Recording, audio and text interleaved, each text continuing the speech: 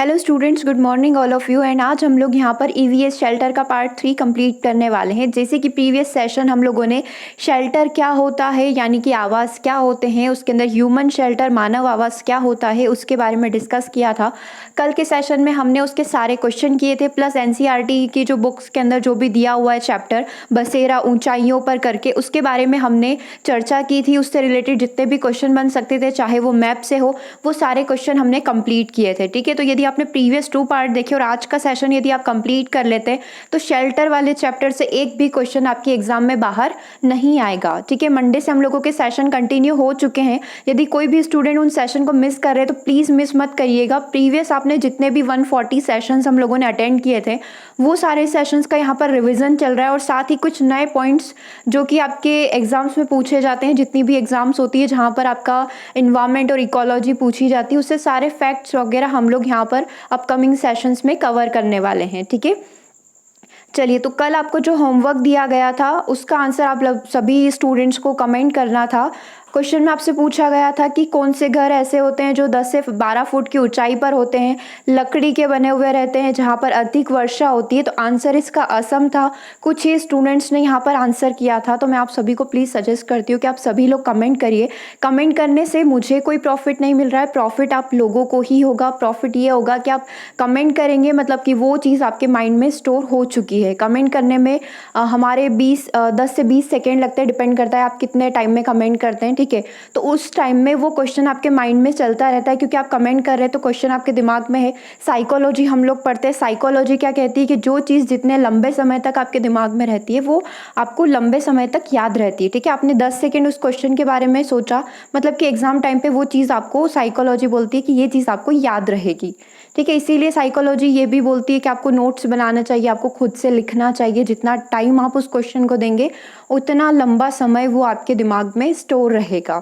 ठीक है, तो हम लोग जैसे साइकोलॉजी पढ़ते हैं उसका बेनिफिट लीजिए, क्योंकि आपको एक प्लस पॉइंट यहाँ पर ये मिलता है कि साइकोलॉजी से आपको ये चीज़ें समझ में आती है कि लाइक हमारी लाइफ में जो चल रहा है, लाइक सामने वाला किस तरीके से सोचता है। तो साइकोलॉजी आपको ये सारी चीज़ें सिखा देती है। धीरे धीरे आप सामने वाले का माइंड रीड कर सकते हो कि सामने वाला चुपचाप बैठा है तो एट दैट टाइम उसके दिमाग में कौन सी चीज़ें यहाँ पर चल रही होगी। ठीक है, चलो, ये तो अलग बातें हो गई। इसका आंसर था असम। ऑप्शन नंबर 1 यहाँ पर सही आंसर था। चलिए, हम लोग एनिमल शेल्टर जंतु आवास को यहाँ पर स्टार्ट कर रहे हैं। देखो, इस तरीके से कौन सा जंतु कहाँ पर निवास करता है, ये चीज़ें इंपॉर्टेंट है। आपको पता है स्नेक कहाँ रहता है, आपको पता है डॉग कहाँ रहता है, तो उसको थोड़ा सा रिवीजन कर लेते हैं। मेनली हमसे ये घास, जैसे कि अलग अलग प्रकार की घास होती है तो वहाँ वो कहाँ पर रहती है, उसमें कौन से जीव रहते हैं, वो हमारे लिए इंपॉर्टेंट यहाँ पर रहेगी। आवास आप सभी को पता है, डेफिनेशंस हम लोग पढ़ चुके हैं कि डेफिनेशन आवास की क्या होती है, कितने प्रकार के होते हैं। देखो, आवास किसी जीव जंतु अथवा पेड़ पौधे के रहने का स्थान जो उसे वृद्धि, जीवन यापन, प्रजनन करने के लिए उपयुक्त भोजन, आवास, आश्रय, अनुकूल जलवायु प्रदान करता है, उसे उस जीव समूह का आवास कहा जाता है। कोई नई चीज नहीं है, आप सभी को पता है आवास क्या होता है। पारिस्थितिकी निकेत एक शब्द, इसका सर्वप्रथम प्रयोग ग्रीनहाउस के द्वारा किया जाता था। उन्होंने कहा है कि निकेत विभिन्न प्रकार की जातियों और उपजातियों की वितरण व्यवस्था है। मतलब क्या कि एक कैटेगरी हम लोग बोलते हैं ना कि ये पैट एनिमल्स, ये पालतू जानवर में आता है, ये जंगली जानवर में आता है, फिर ये किस प्रजाति का है, तो एक तरीके से कैटेगराइज करना निकेत कहलाता है। ठीक है, अगर अपन इनको कैटेगराइज करें कि कितने वर्गों में बांटा गया, स्थलीय जंतु, जलीय जंतु और उभयचर जंतु। स्थलीय जंतु स्थल पर निवास करते हैं, जलीय जंतु जल में निवास करते हैं, और कुछ ऐसे एम्फीबियन जीव होते हैं, उभयचर जंतु जो होते हैं जो जल में भी निवास कर सकते हैं और स्थल में भी निवास कर सकते हैं। लाइक मगरमच्छ हो गया, मेंढक हो गया, ये स्थल पर जमीन पर भी रह सकते हैं और पानी के अंदर भी ये सर्वाइव कर सकते हैं। तो थोड़े देख लेते हैं स्थलकारी जंतु क्या होते हैं, स्थलीय जंतु क्या होते हैं। बिलकारी जंतु, ऐसे जंतु जो बिल के अंदर निवास करेंगे। ठीक है, सांप वगैरह जो बिल के अंदर अपना निवास करते हैं, चूहा बिल में रहता है। धावी मतलब तेजी से दौड़ने वाले जंतु, हमारा टाइगर हो गया, सबसे तेज गति से दौड़ता है। घोड़ा हो गया जो दौड़ने वाले जंतु है। वृक्षवासी जंतु जो वृक्षों पर निवास करते हैं। ठीक है, और अगर अपन अलग तरीके से कैटेगराइज करें तो वनीय आवास, यहाँ जंतु और पेड़ दोनों पाए जाते हैं। वन में कौन रहते हैं, जंतु भी रहेंगे और पेड़ पौधे भी रहेंगे, तो वो उनका आवास स्थान हो गया। घास भूमि आवास, घास भूमि मतलब कि जो घास होती है, वन अलग होते हैं, घास से घास स्थल भी होते हैं जहाँ पर सिर्फ घास या चारे टाइप होता है। तो घास भूमि में लंबी और मोटी घास अत्यधिक मात्रा में उगती है, वहां पर भी बहुत सारे जीव अपना निवास स्थान रखते हैं। अब कौन कौन से घास भूमि आवास में कौन कौन से जीव रहते हैं, जिराफ हो गया, जेब्रा हो गया, हाथी हो गया, हिरन, इन्हें घास भूमि में रहना बहुत ज्यादा पसंद होता है। इसमें अब हम लोग देखेंगे कि घास भूमि आवास कौन से होते हैं, मतलब कौन कौन सी घास भूमियाँ होती है। ठीक है, प्रमुख घास भूमियों को इस मैप के थ्रू दर्शाया हुआ है। तो इनके नाम हम लोग देख लेते हैं। इसको दो भागों में कैटेगराइज किया हुआ है। सबसे पहले एक तो हमारा शीतोष्ण कटिबंधीय घास भूमि और उष्ण कटिबंधीय। तो प्रेरी जो है मतलब अलग अलग नाम से पुकारा जाता है। प्रेरी उत्तरी अमेरिका में, पंपास अर्जेंटीना दक्षिणी अमेरिका में, वेल्ड दक्षिणी अमेरिका में, डाउन्स ऑस्ट्रेलिया में, स्टेप यूरेशिया में, पुस्ताद जो है हंगरी में, कैंटरबरी न्यूजीलैंड में। ये सारे हमारे शीतोष्ण कटिबंधीय। इतना डीप में जाकर एग्जाम में नहीं पूछा जाएगा, लेकिन फिर भी आपको इन सभी के नाम पता होना चाहिए, ताकि बाय चांस लेवल बहुत ज़्यादा हार्ड आ गया तो आप आसानी से इसका आंसर कर सके। ठीक है, और कल ही हमने एक सेशन अटेंड किया था जिसमें हम लोगों ने सारे पारिस्थितिकी से रिलेटेड क्वेश्चन किए थे। 25 क्वेश्चन हम लोगों ने वहाँ पर किए थे। तो जिन भी स्टूडेंट्स ने वो सेशन मिस किया है न्यू चैनल पर, आप डिस्क्रिप्शन में जाकर लिंक चेक कर सकते हैं, या फिर आप मुझे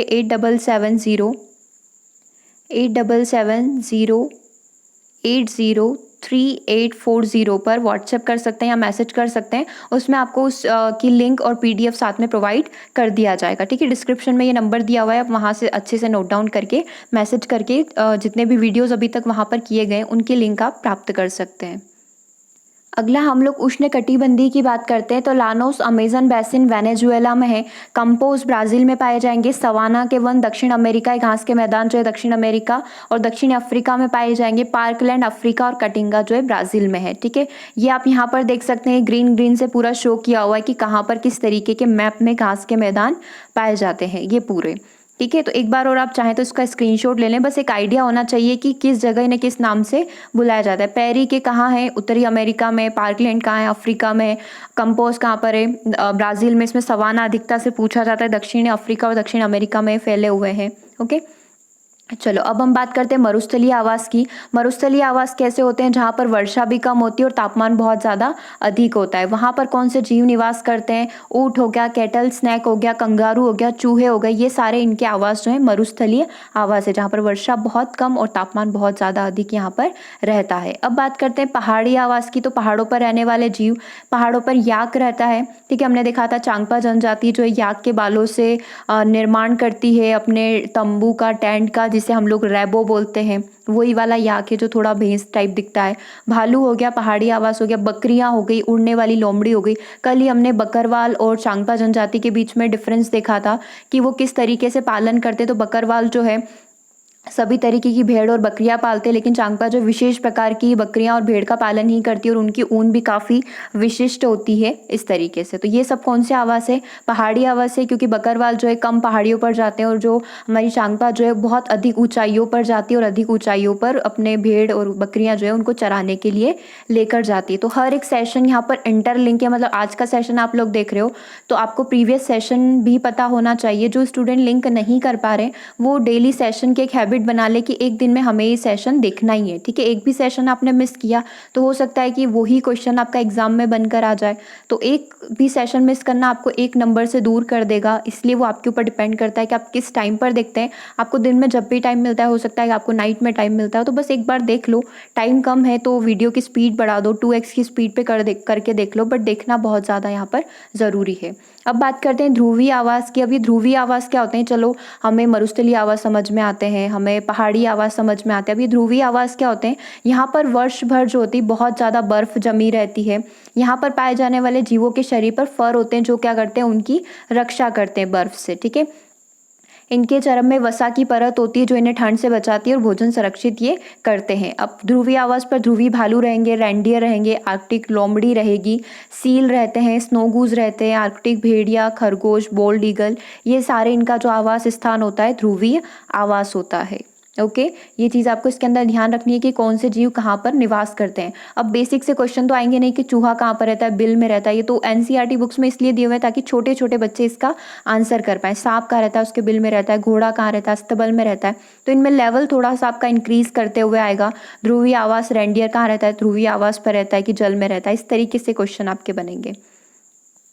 नेक्स्ट बात करते हैं जलीय आवास की। तो जलीय आवास अलग अलग प्रकार से भी रहते हैं, मतलब पानी के अंदर निवास करने वाले जीव। अब बहुत सारे जीव जो हैं जो सिर्फ ताज़ा जल जो होता है उसके अंदर, लाइक नदी वगैरह जो गए, उसके अंदर सर्वाइव कर पाते हैं। बहुत सारे जीव जो हैं समुद्र का जो पानी रहता है, खारा पानी, उसके अंदर सर्वाइव कर पाते हैं। बहुत सारे जीव ऐसे होते हैं जो तट के किनारे जो रहता है वहाँ पर वो निवास करते हैं। ठीक है, तो अब ताज़ा जलीय आवास क्या होता है, जहाँ पर नदियाँ, झीलें, तालाब, झरने आदि हैं, उसके अंदर वो जीव अपना निवास स्थान उनका रहेगा। इसमें मछलियाँ हो सकती है, केकड़े हो सकते हैं, मगरमच्छ हो सकते हैं, टैडपोल हो सकता है, मेंढक हो सकता है, कैटफिश हो सकती है, सर्प हो सकता है, ड्रैगन फ्लाई आदि जंतु जो है ताज़ा पानी के अंदर ये निवास करते हैं। ठीक है, दूसरा यदि अपन बात करें समुद्री आवास की, तो समुद्री आवास में समुद्री पानी की मछली हो सकती है जो सिर्फ समुद्र में ही सर्वाइव कर पाएगी। वेल हो सकती है, वेल फिश हो सकती है, डॉग फिश हो सकती है, स्टार फिश आपने देखा है स्टार शेप की होती है, जेली फिश, बाबा ऑक्टोपस हो सकता है, शार्क मछली हो सकती है, वेल मछली हमने देखा, समुद्री घोड़ा एक प्रकार की जो मछली होती है वो हो सकता है, समुद्री ड्रैगन, समुद्री कछुआ, मगरमच्छ, समुद्री सांप आदि ये जंतु आपको समुद्र के अंदर ही मिलेंगे। अब बात करते हैं तटवर्ती आवास की। तो तटवर्ती आवास क्या होते हैं, यहाँ पर समुद्र व नदियों का ताज़ा पानी मिलता है, वहाँ पर ये जीव निवास करते हैं। अब आप देखेंगे कि यहाँ पर भी बहुत सारे जीव रहते हैं। जब समुद्र और नदियों का पानी मिलता है तो वहाँ पर इस तरीके के पौधे होते हैं, तो यहाँ पर इनके जड़ों में बहुत सारे जीव यहाँ पर निवास कर जाते हैं। ठीक है, यहाँ पर मैंग्रोव वनस्पति जो होती है बहुत ज़्यादा अधिकता से पाई जाती है, इन्हें बोला जाता है तटवर्ती आवास। चलिए, तो अब कुछ क्वेश्चन हम लोग यहाँ पर कंप्लीट कर लेते हैं। सबसे पहला क्वेश्चन जो आपको होमवर्क में दिया गया था कि ये किस प्रकार का गांव हो सकता है जहाँ पर 10 से 12 फुट की ऊंचाई पर घर बने हुए हैं, तो ये असम में होगा जहाँ पर ज़्यादा वर्षा होगी, उस प्रकार के घर यहाँ पर देखने को मिलेंगे। कोई पक्षी पेड़ की ऊंची डाल पर अपना घोंसला बना रहा है, तो यह पक्षी कौन सा है, पेड़ की ऊंची डाल पर घोंसला कौन बनाता है, कौवा बनाता है। तो आंसर यहाँ पर क्या हो जाएगा हमारा, option number C. Next question की बात करते हैं। ग्रामीण क्षेत्रों में गाय के गोबर से झोपड़ी की दीवारों और फर्श को लिपा जाता है, क्यों लिपा जाता है, ताकि उन्हें कीटों से बचा कर रखा जाए। सुंदरता के लिए तो हम करते नहीं है, मेन हमारा फोकस किस चीज़ पर रहता है, कीटों को दूर रखने के लिए। और एक क्वेश्चन हमने ये भी किया था कि हम लोग छत जो है नीम और कीकर की लकड़ी से क्यों बनाते हैं, ताकि जो है उसमें दीमक ना लगे। लकड़ियाँ तो बहुत सारी होती है लेकिन इनमें दीमक लगने के चांसेस बहुत ही ज़्यादा कम होते हैं। ओके, तो आंसर यहाँ पर क्या है, क्यों हम फर्श को लीपते हैं गोबर से, ताकि कीटों को दूर रखा जा सके। अगला क्वेश्चन है, घर बनाने में कौन सी चीज़ आपकी काम नहीं आएगी, सीमेंट काम आएगी, लोहा पत्थर, बट स्कूटर हमारे काम नहीं आएगा। ये आपका सीटेट में पूछा हुआ क्वेश्चन है। पता नहीं ये क्वेश्चन शायद एनसीईआरटी बुक का होगा, इसलिए डायरेक्टली आपका पूछ लिया गया। बिल्कुल 1 मार्क्स तो हर एक स्टूडेंट का फिक्स होगा यहाँ पर। जो सीटेट का जिसको सी भी नहीं पता होगा वो भी यहाँ पर अच्छे से आंसर करके आया होगा। चलिए, अब आपको ये बताना है बंदर, शेर तथा चूहे के घर कौन कौन से। बंदर कहाँ निवास करता है, घोंसला, गुफा, पेड़ या बिल पर निवास करता है। शेर कहाँ पर करता है और चूहा यहाँ पर कहाँ निवास करता है। तो अब आप देख लीजिए, आपको पता है बंदर कहाँ निवास करता है, शेर कहाँ निवास करता है और चूहा कहाँ पर निवास करता है। आंसर इसका होगा ऑप्शन नंबर सी, पेड़, गुफा और बिल में ये तीनों अपने अपने रिस्पेक्टिवली निवास करते हैं। अगला क्वेश्चन है, निम्नलिखित में से कौन सा पक्षी स्वयं के नीड़ का निर्माण नहीं करता है। नीड़ मतलब क्या होता है, नेस्ट, आपका घोंसला।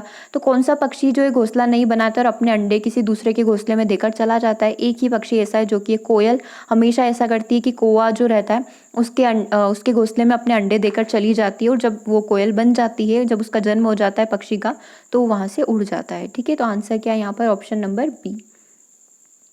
अगला है, ग्रामीण क्षेत्र में गोबर का प्रयोग झोपड़ी की दीवार एवं फर्श को लिपने के लिए किया जाता है, क्यों किया जाता है, ताकि इससे कीट दूर रहे। थोड़ा सा क्वेश्चन को घुमा दिया है, मतलब चेंज कर दिया है लेवल इसका, बाकी सेम पूछा हुआ है कि क्यों लिपना होता है, ताकि इससे कीट दूर रहे।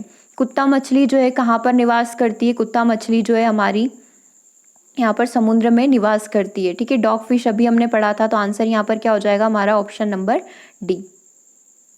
चलिए, कुछ क्वेश्चन तो यहाँ हमारे कंप्लीट हो गए, जो भी हमारी बुक से पूछे जाते हैं। मतलब टॉपिक वाइज तो हमने शेल्टर चैप्टर पूरा कर लिया, बस एनसीईआरटी में थोड़ी सी और चीज़ें हैं जिनको हम लोग कंप्लीट कर लेते हैं। थोड़ी एनिमल से रिलेटेड चीज़ें हैं, जंतु आवास से, जिनको हम लोग कंप्लीट करते हैं। ठीक है, बिल्कुल बेसिक से क्वेश्चन है, हो सकता है आपने बहुत सारे क्वेश्चन, इवन 18 क्वेश्चन हम लोग यहाँ पर करेंगे।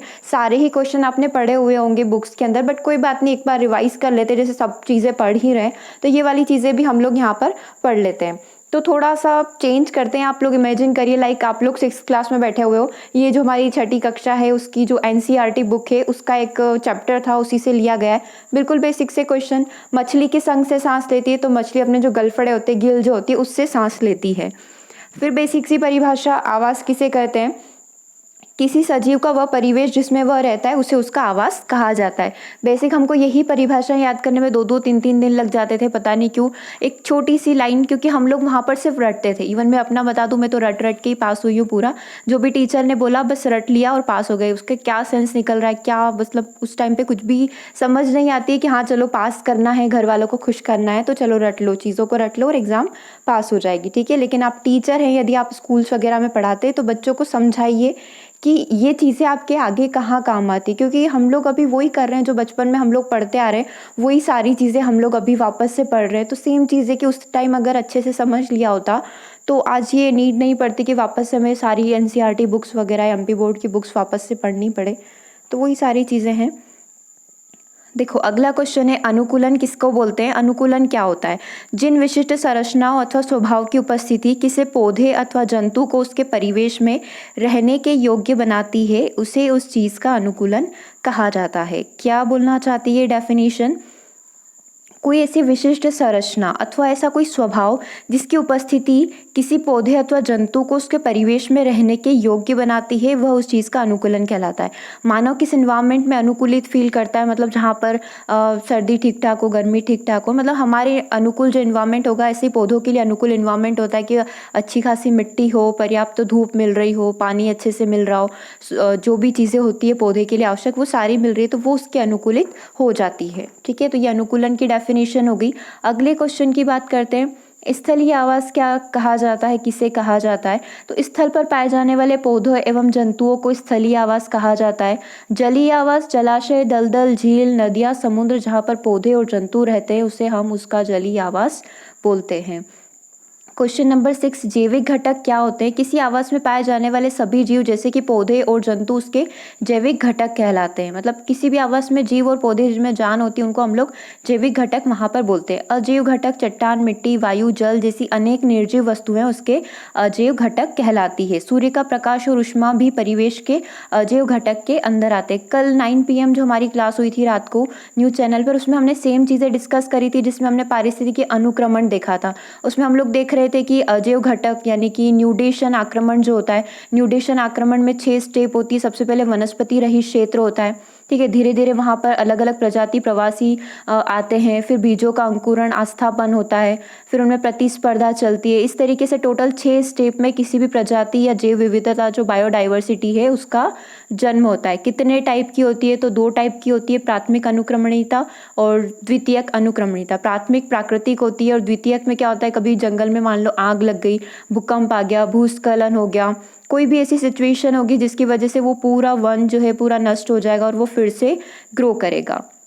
यही सारी चीज़ें पढ़ी थी, ठीक है। तो वो आप पुरानी चीज़ों को रिवाइज भी करते रहो, क्योंकि कल थोड़े आई थिंक डिफरेंट लेवल के क्वेश्चन हम लोगों ने कर लिए थे, तो थोड़ा टफ वो हो सकता है पेपर आपके लिए। बट कोई ना, धीरे धीरे हम लोग इकोलॉजी और ये जो है हमारा पारिस्थितिकी, इसके ऊपर अपनी कमांड इतनी अच्छी कर लेंगे कि किसी भी पैटर्न का क्वेश्चन है, लाइक हम लोग जो है यूपीएससी लेवल तक के लिए प्रिपेयर कर रहे हैं, कितना भी हार्ड पेपर आ जाए हम बहुत ईजिली उसको क्रैक कर पाएंगे, ठीक है। अजैव घटक आपको समझ में आया। अगला है अंकुरन क्या होता है? यह बीज से एक नए पौधे का प्रारंभ होता है। जब बीज से अंकुरन निकल आता है तो इस प्रक्रिया को अंकुरन कहा जाता है। जब बीज से एक ग्रोथ होगी हल्की सी, वो जब अंकुरन होता है, बीज फूटकर पौधा बनने को तैयार होता है, उस चीज को बोला जाता है अंकुरन।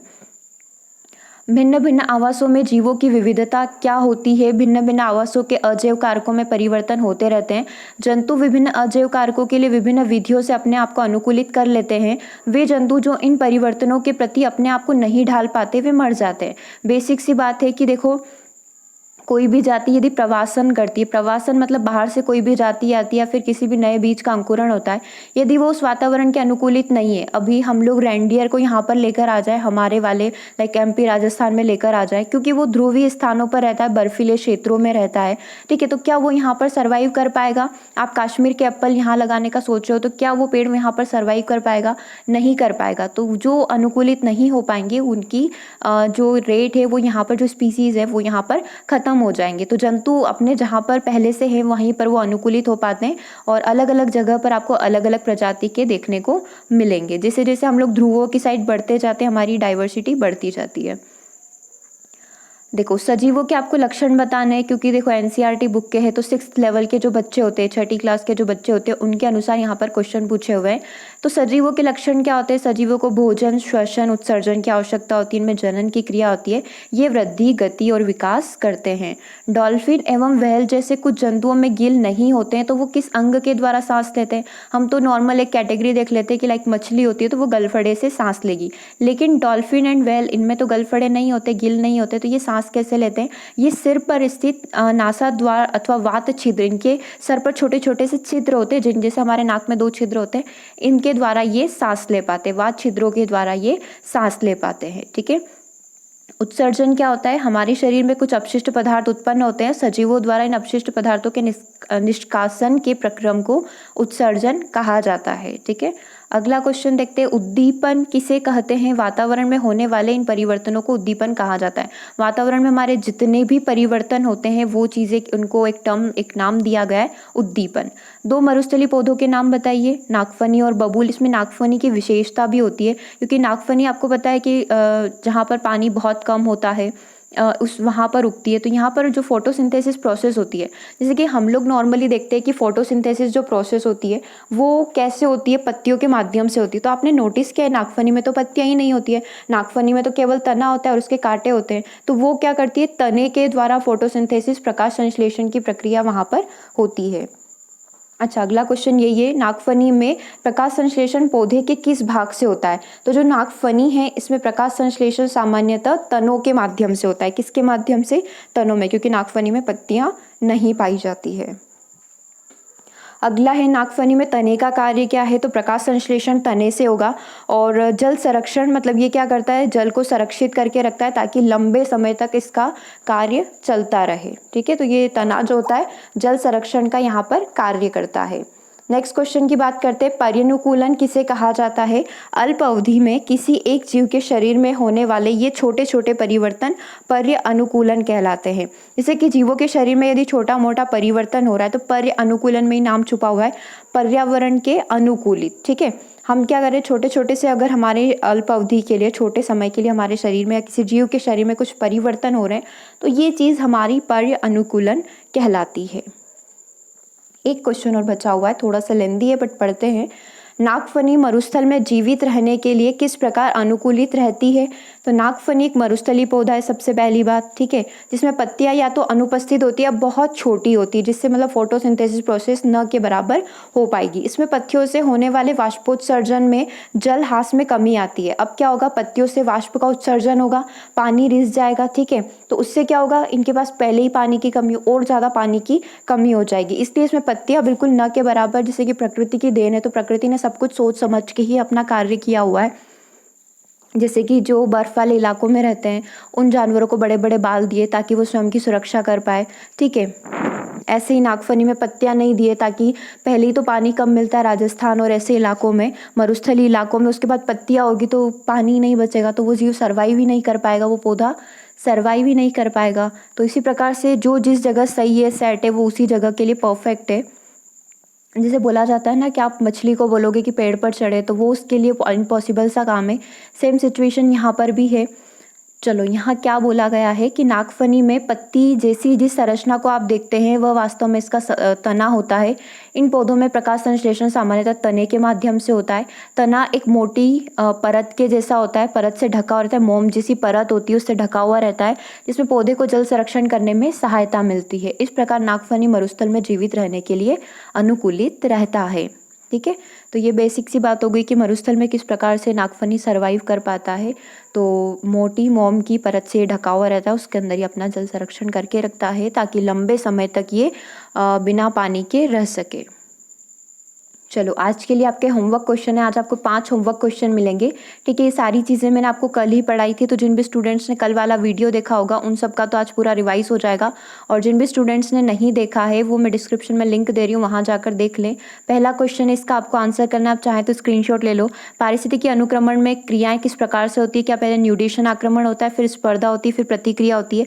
सेकेंड, पहले अभिगमन होता है, स्पर्धा होती है, आक्रमण होता है। थर्ड, आक्रमण, प्रतिक्रिया, अभिगमन तथा न्यूडेशन। तो आपको इस तरीके से लिखना है, लाइक फर्स्ट का आंसर है तो वो आप लिख सकते हो। और यदि आपको कुछ डिटेल इसके बारे में और पता है जो अपन ने कल पढ़ी थी, तो वो आप यहाँ पर कमेंट करके बता सकते हैं। ठीक है, तो ये आपका पहला क्वेश्चन है। नेक्स्ट क्वेश्चन देखते हैं।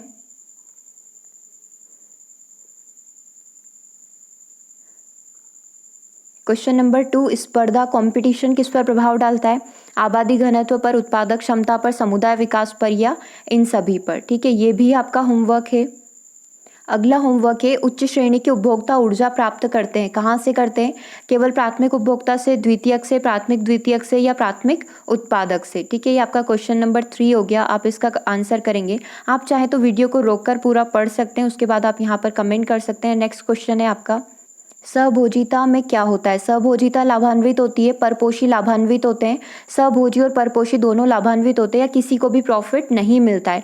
साथ में आप इसका एग्जाम्पल भी देंगे, क्योंकि हमने सहभोजिता से रिलेटेड 3 से 4 डेफिनेशन देखी थी। परपोषी क्या होते हैं, मृतोपजीविता क्या होती है, और हमने एक शार्क वाला एग्जाम्पल भी देखा था, वो भी आप कमेंट करके बताएंगे ताकि एग्जाम तक ये चीज़ आपको याद रहेगी। सेम क्वेश्चन आप आंसर करेंगे। सहभोजिता क्या है? एक प्रकार का अविकल्पी संबंध है, विकल्पी संबंध है, परजीवी संबंध है, या असहजीवी संबंध ये है। तो टोटल आपके 4 क्वेश्चन हो गए। इन चारों का आपको कमेंट करके आंसर बताना है कि आंसर क्या होगा।